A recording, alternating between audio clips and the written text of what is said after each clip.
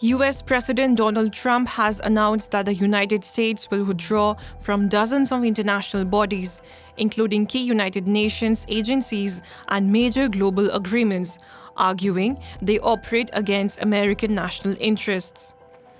In a memo sent to senior administration officials, Trump listed plans to exit 35 non-UN organizations and 31 UN entities.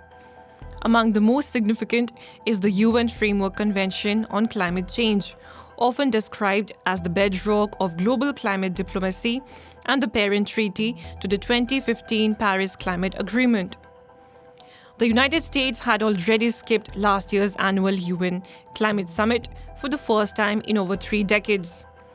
Environmental groups warned that a full withdrawal would leave Washington isolated. Manish Bapna, president of the Natural Resources Defense Council, said the US would be the only country to walk away from the UNFCCC, adding that participation is not just about climate responsibility, but also about shaping future economic and energy policies. The Trump administration is also set to quit UN Women, which promotes gender equality and women's empowerment, and the UN Population Fund, which focuses on family planning and maternal and child health in more than 150 countries. US funding for UNFPA had already been cut last year. According to the memo, withdrawal would mean ending US participation and funding to these bodies wherever legally possible. Voluntary contributions to most UN agencies have already been sharply reduced. The White House says the decision reflects a broader review of international institutions that it claims promote radical climate policies, global governance, and ideological agendas that undermine US sovereignty and economic strength.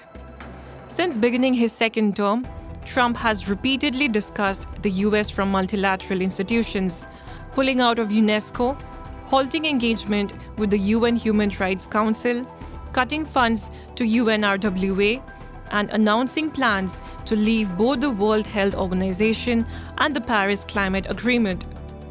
The move highlights Trump's long-held skepticism of global institutions and signals a sharper turn toward an America-first foreign policy, even as critics warn it could weaken US influence on the world stage.